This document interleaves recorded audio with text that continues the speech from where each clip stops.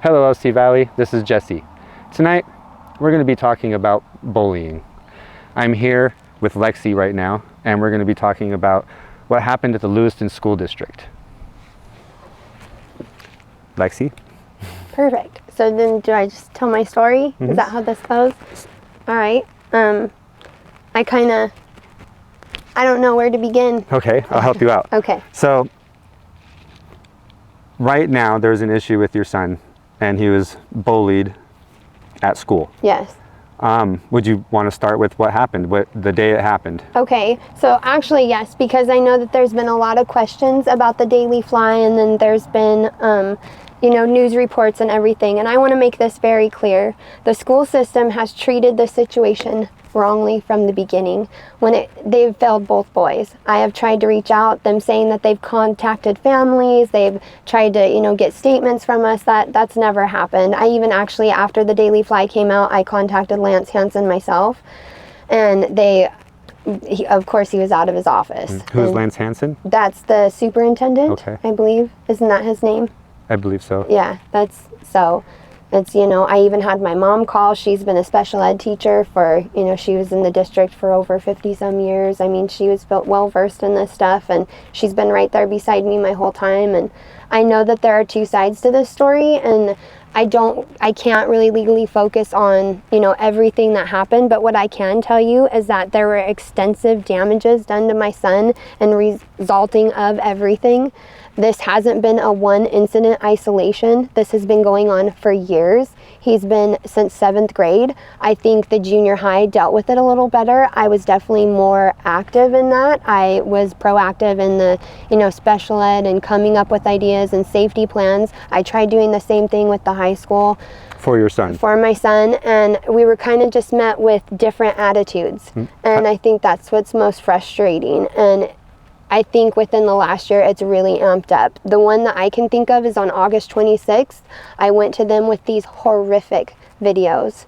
And I'm not saying Axel's perfect. I'm not saying he's not a typical teen. But when I saw these videos of what was sent to my son, they were directly making threats. They were saying vulgar statements. I mean, when you watch them, your heart just, it was gross. And so First, I went to the school. I tried calling Chad Arlett. I had my mom call. I was, trying to get phone calls. So when I didn't get that, I called up to the superintendent's office, the school district, and I wanted to talk to Hansen then. I was directed to some lady. I can't remember her name off the top of my head. And I said, as a mom, just watch these videos. Just look at these. Like, I think this, everybody in this situation needs help right now. This person's angry, he's making threats to my son. I feel like there's, confrontation. This has been going on for a while. We need to do something about it. I've tried going to the high school. They've brushed me off. They said because, it's not physically on campus or because of this and that, it's just one thing after the next. So then I go to the next person, and then people tell me to call Boise, and then they tell me to do this. And I just keep feeling everywhere that I went, even when it came down to the parents, I contacted the mom. I tried reaching out to the dad. I have multiple other people that have contacted them as well. And I was the children that are involved. Yes, absolutely. And I was just met with kind of that same unempathetic heart. And it's sad, it's so sad to me because you're not doing any justice. And I don't know when sometimes I see the other side of the comments about, there's two sides to the story. And you're absolutely right. There are two sides to this story, but follow the facts. And when the facts don't match up, I don't know what else to say. And the story's not right. Yeah, and the story's not right. And all I'm trying to do is just say, look, what happened? First of all, it was September 11th on Wednesday. It was not Friday, it was Wednesday. What happened in that bathroom absolutely could have been prevented. This all could have been handled differently, and we would not be sitting here. My son would not have been life flighted. My son would not have had to have extensive surgery. That's not horsing around. That's not a bloody nose. And coming from a medical professional, like I've told you, you cannot diagnose anything. If you see a kid that's injured in a bathroom, your first instinct should go to, oh my God, we've got a kid that's hurt. How do we get him help? as an educator, I would just think that breaks my heart that your first go-to is make him go into an office. He didn't finish his school day. They went and collaborated a story and then called me and had me come down there because, you know, oh, these boys were horsed around and Axel hurt his face. Obviously, that's not the case. And it took me about 2 seconds to talk to my son and look at him and say, hey, buddy, you okay? And he goes, you want to talk to me alone? And it was my mom standing right there, and he goes, I'll talk to Mimi. So my mom went and talked to him. And the truth comes out. Took me 2 seconds. He's that scared because he's being bullied.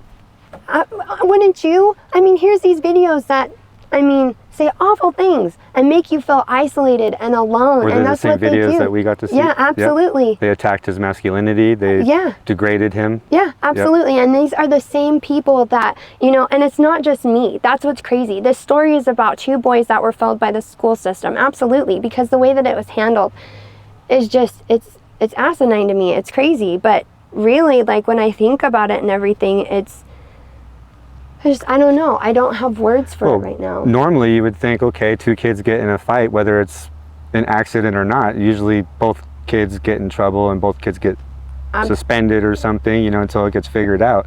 There's an aggressor and then there's usually not. That's, they tried justification with suspension, and I said when the punishment meets the crime, that's where we need to be.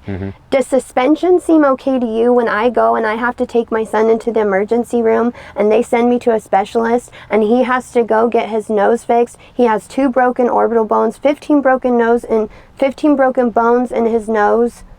He's got 7 fractures in his face. He's a type 1 diabetic. All the stress has caused his A1C to be 14 going into surgery. Do you know how scary that is? For people that don't know that, that means my son was averaging over a 400 blood sugar, basically. I know kids don't understand this, and I know that, you know, being a teenager, diabetes doesn't mean that you're fat and overweight and that somehow you should be ashamed of it. When you're a type 1 diabetic, it just means you don't produce insulin. You know, he can't help that. It wouldn't have mattered. He's a skinny kid. It wouldn't have mattered anything. And that comes from that bullying of being ashamed, of being afraid of who you are. And like, this is 2024. I thought there were furries and other people and stuff, you know, like we're supposed to be accepting. Like, what kind of message does this send to other kids? And like, I think that's where I was going with that, and I get off track because I'm so jumbled lately. But, you know, I'm not the only mom. Since this has happened, I have had so many kids reach out. And then after this has happened, it's almost like science. We have the Battle of the Bridges, where the kid brings the gun and we sweep that under the rug. The other day I got a phone call that said, press 1 for a message. Some LHS graduate apparently committed suicide. Ex-graduate, graduate. And I'm like, look at these kids, they're broken. And whether or not they want to see me as this platform thing or whatever, open your eyes. Follow the facts. Sometimes it takes somebody to say something. Yeah, and keep saying something. And if it takes me to be the bad guy and have people say that I'm just trying to make this other kid this, you know, that my kid's, you know, just perfect or whatever, that's not it at all. That's not what I'm doing at all. I'm not trying to justify anything. Like I said, there are 2 sides to this story, and they're more than welcome to share whatever side they want, but all I ask people is to follow the facts. And the facts are, the only person that's been charged in this case, there was no other parents that have been involved. It's just been us 2. We are the ones that are pursuing charges. We are the ones that are handling with the school district. We have had problems years prior to this. And same children involved? Same child involved. And they won't. And they haven't, and the SRO officer was even aware. She's been Axel's SRO officer from 7th grade. When we put safety plans in place where he had to go eat lunch in the cafeteria. So even in middle school, yeah, absolutely. And that's what I said. And he's a goofy kid. Anybody that knows Axel, he's just a goofy kid. He's not perfect by any means, but we all love him, and he has a good heart, and he should have never. I don't care. Any kid should never go through this. And do you know how many moms have reached out to me and said, the one that broke my heart was hearing that this happened last year in a cafeteria. I don't want to share too much because that's her story to tell. But honestly, I know people know about that. Why aren't we talking about this?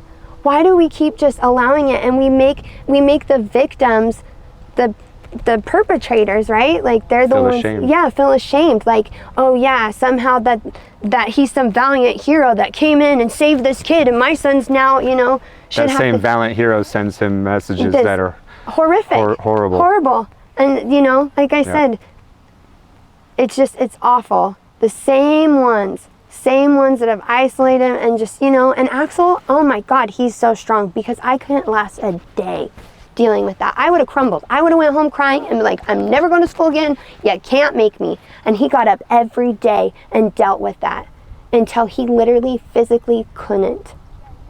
Literally. Till they beat him in a bathroom. Allegedly. So, and that's just it. I don't want to lose focus. The focus of really, it's the bullying. It's how LHS handled it. Of even Lance Hansen sending out statements like that, not contacting me. You know what? An apology goes a long way.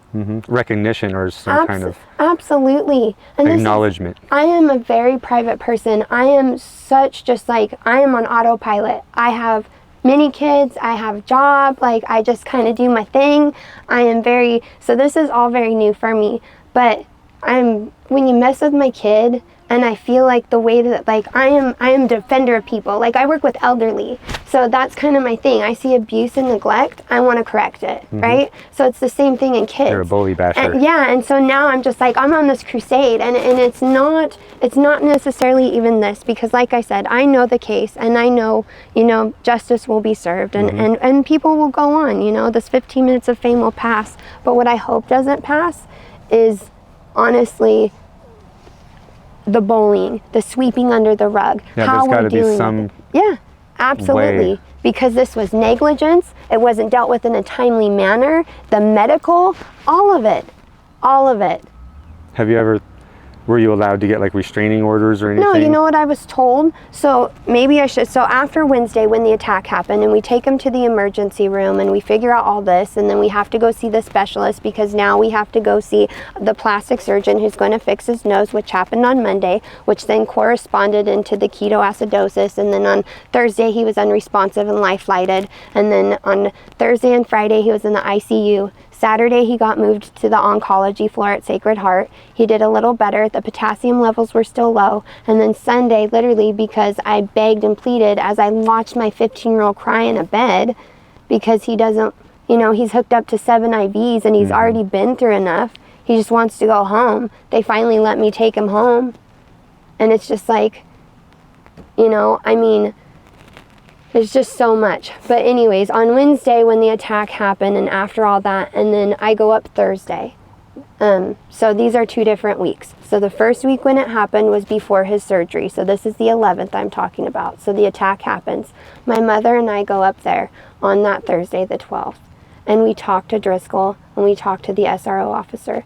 The officer is actually very sweet. She's trying to be understanding. You can tell she feels bad.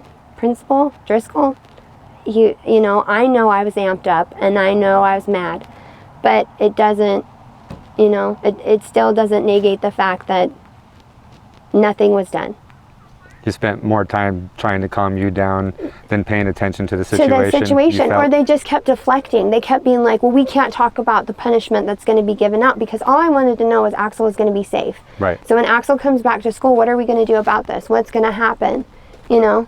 And what kind of punishment? Yeah, what kind of punishment? As a parent, yeah. you should be able to know that. And he kept just brushing it under the rug. And never once when we went in there were they like, oh my gosh, is Axel okay? What happened? None of that. It was, where's the medical records? Well, prove it to me. I had to prove everything I was saying in there. You had to prove it to the school, even though the school knew it happened in the bathroom. Absolutely.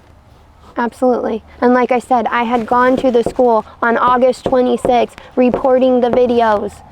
I had reported stuff. I had said things and reported the bullying. Yeah, reported the bullying. I had said everything. This all could have been prevented, all of it. And that's why I'm just like, we don't need to be fighting each other, and I don't want to make this a battle between the kid and Axel. Like I said, justice will be there. What we need to be doing is holding LHS accountable. Right. What do they implement in these situations? And he said suspension. I'm like, that doesn't fit the crime. Like that's not okay. So basically what it sends a message is, hey, you can go stomp a face in and still go to school here. Yay! Right. That doesn't seem right to me. You would think that the SRO would have I don't know, when I was younger, kids would get kicked out of school for fighting. just straight expelled from the school. You would, but that's what, and then and like you said, so with when people are like, you should have gotten a restraining or you should have done this. So when we looked at the no contact order, or when you put like a restraining order, basically what they had explained to us is that because of the parameter of the school, it's virtually impossible that you would never be in proximity of each other. That is a good point. I've personally witnessed in the courthouse here that same situation as a male and female student, and they still implemented the restraining order. They understood that the teachers would have to have been notified, and they make arrangements where they are not in the same area together. But they would have to make arrangements, and you'd have to go a little further, and you'd have to do a little bit more work. And I think that's why I was always kind of curb-sided of, you know, here's a solution, nope. Here's a solution, nope. And they just weren't interested in... Yeah, that's really how I feel. And really all that it would have taken is just to say, like I said, an apology goes a long way. And when they found out what happened to Axel, just all of this, I mean, really what they should have done is when I came to him the first time, and I said, let's figure out how to keep my kids safe. They should have separated them. Yeah. Well, the first thing they wanted to do, they wanted to take Axel out of classes. And now, why Axel? Why? Thank you. That's exactly what I said. And so then they tried that, but then he kept finding ways to be around Axel. Or Axel, you know, being Axel, I'm sure, you know, would be bebopping around lunchtime. Like I said, lunchtime seemed to be an issue. And that was even something that was talked about after the fact, I guess, you know, but it's too late. Too late. How is Axel doing now? He's home now, right? He's home now. I mean, he's doing, like, physically, he's getting better. He got a stint out of his nose today. You know, he's still pretty embarrassed by the whole thing. I think the fact that his mom's on a platform and trying to fight for him kind of embarrasses him. But physically, he's getting better. And, you know, he's under extensive watching of his potassiums and diabetes and all that stuff. But mentally, we got a long way to go. Nice. I think being bullied so much is probably why he feels that people are going to make fun of him for this, or for you speaking about it. Oh yeah, this isn't like some, kids think about that kind of stuff, and it's awful. And what's sad is I've been on both sides of the fences. I've had a kid that's really does well in school, and he's just kind of does his thing and not bullied. And then now I've had a kid that's been treated like this. And let me tell you, it's not fun. As a parent. Yeah, as a parent. So it is. And that's just what I'm just like, I just want all kids to feel like how my one kid does, you know? That's how every kid should feel going to school. Just can go to school, do your stuff, have your friends, they say and then leave. 1 in 5 kids gets bullied in high school. It's just there's a lot of kids getting bullied. A lot, and they're broken. They're broken. And it's like, I know that we can't save the world, but we can do better. And especially if parents are willing to be involved. That's what I was going to say. What do you think parents can tell their kids to help them not feel embarrassed for speaking up? That's so hard, because when the parents go and they try to fight for you, then you're a snitch. I understand that. Yeah, then you get bullied more. Now you're a target. Now your mama's sticking up for you.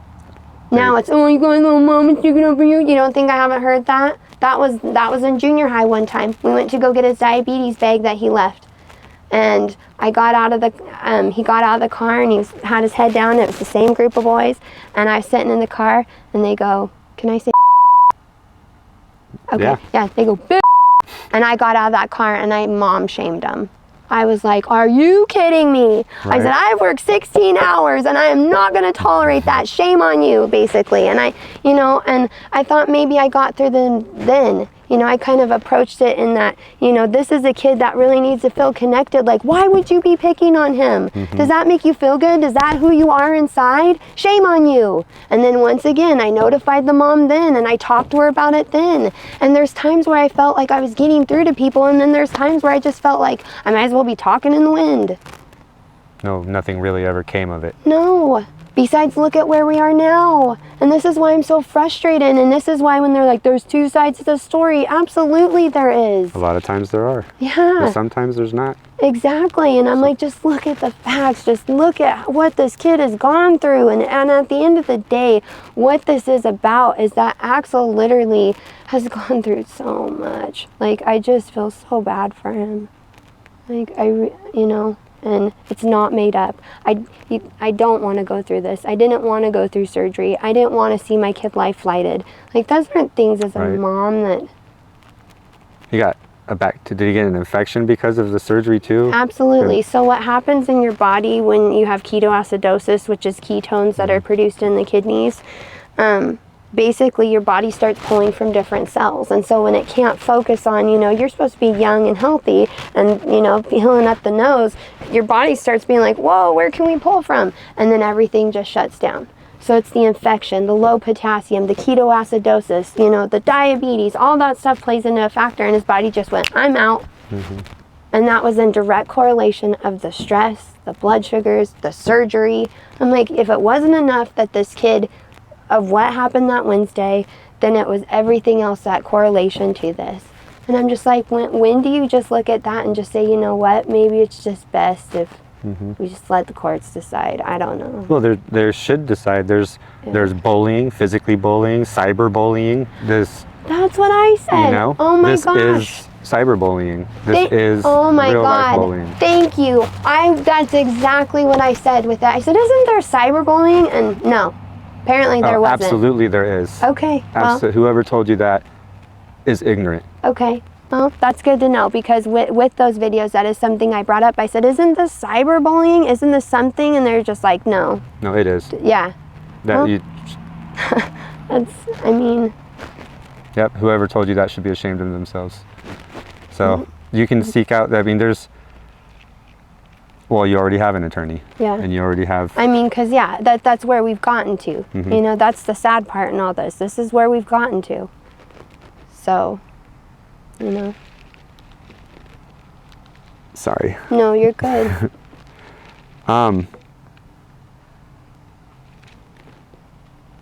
When talking to other parents, you said a lot of people have reached out to you. Yeah. Would you be okay with more people reaching out to you? Oh my gosh.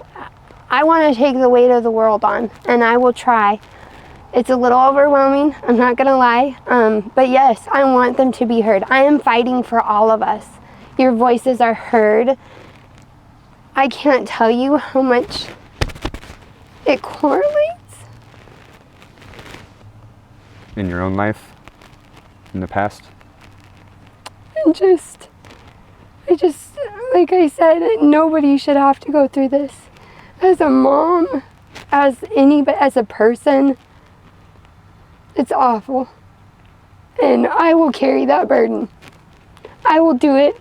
And if I have to be hated, that's fine. Because I love my kid more than anything, and this is not right.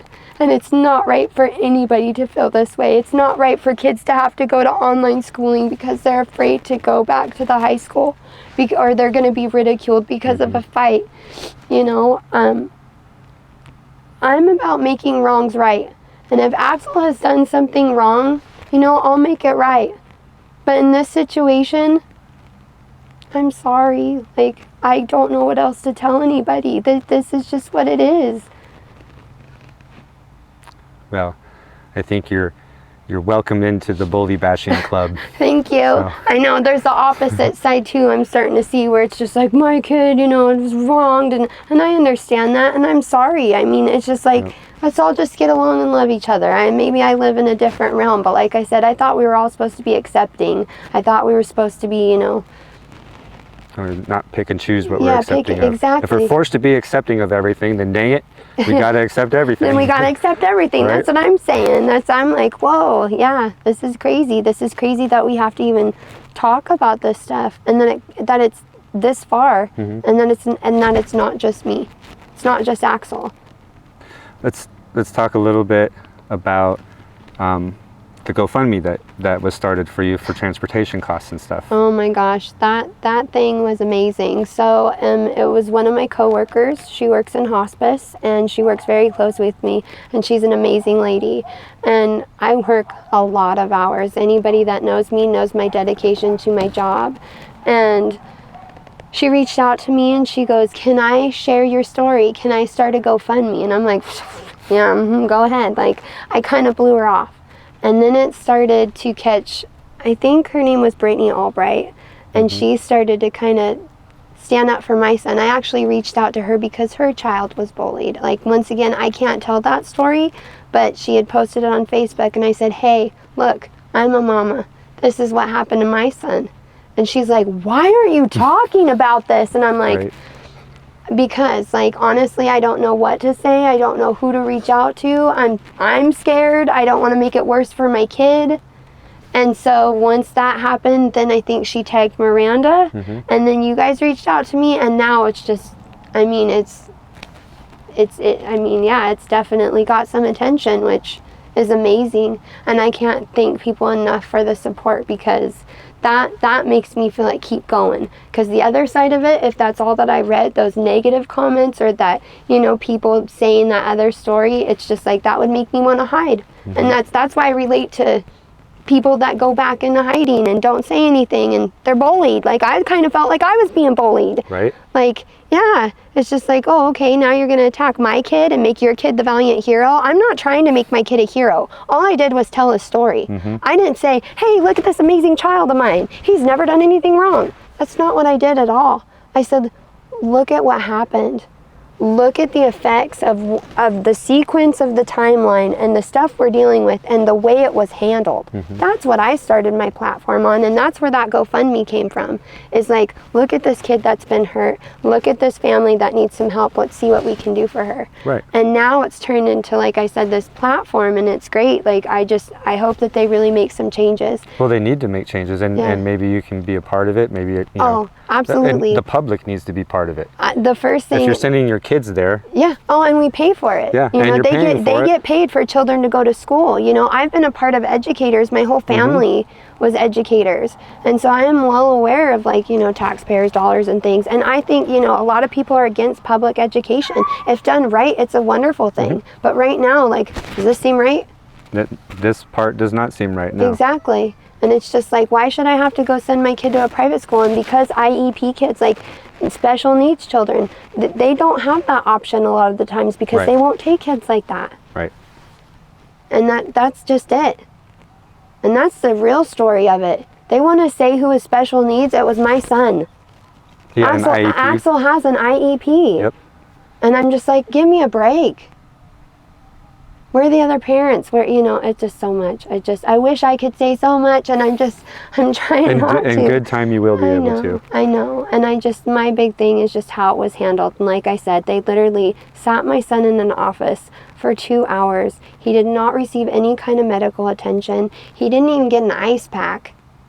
They didn't give him a nurse. No, they went there and collaborated stories, apparently. And so then they all said Axel fell and hit his face, I guess. And then when I got down there, it's pretty obvious Axel didn't fall and hit his face. Doctors said that they. Oh my gosh. And that's what I said. I come with medical records. I come with receipts. I can't make this stuff up. Right. It's not like I'm just pulling it out of thin air. Follow the facts. Yeah, follow the facts. Follow the facts. And unfortunately, I can only give so much facts, but just know I did the right thing. I contacted the right people. I tried. And this is a horrible situation for both parties. They failed both of them. And now the school district needs to Step make up. it right. They need to make it right, absolutely. Yeah. And stop With giving... the children aside, Yeah, they need to come up and with a plan quit- for these events, Yes, things and that happen. quit giving statements of just trying to... It's just making it even worse. You didn't even get the date right. Right. You don't even know what happened the next day. You weren't in that room. It was Driscoll and the SRO officer. It wasn't So they you. should have made the statement. They should have made the statements. How about following up with us after that appointment? The SRO officer came down. She came down to the emergency room. She came down to his, you know, when he had his plastic surgery. I'm surprised there weren't criminal charges pressed. I know that if I were to hit somebody repeatedly in a bathroom, then the cops would probably get called. So there are. That's the thing. And guess who's having those charges? It's not my son. Good. And that's why I said follow the facts. Yep. If he was beating some autistic kid, let's clear that up right now. He wouldn't have to worry about the police. He'd have to worry about me. That would not be tolerated. You are a parent who disciplines. Oh my, I'm a parent who cares. I'd be dragging him to there and being like, you better make this right and you're gonna feed him soup. Like, I mean, you're gonna learn kindness. I have had my kids at the home where I work. They have worked with elderly. I instill that in them because it is important to me, because it's lost in this world. And if people can't see that, it's crazy. Just go on social media. It can be toxic. It can be wonderful, but it can be toxic. And that's what I just want people to listen. I just want, like you said, awareness to bullying. I want the school district to be accountable. Like, I want some, You want things to change? Yes, I want change. And that's, if I have to go, I've already organized a community to go up to a school board meeting. I've got moms behind me. I'm like, just keep telling Axel's story. Keep following facts. It's good. So, you know, I mean, Is there anything else you want to tell the community, the LC Valley, Lewiston in particular? I'll probably cry. I'm overwhelmed. I'm trying to be strong. I'm overwhelmed with gratitude, and I don't even know how to put it besides, you've saved my son. Knowing he's not alone, knowing he doesn't have to isolate.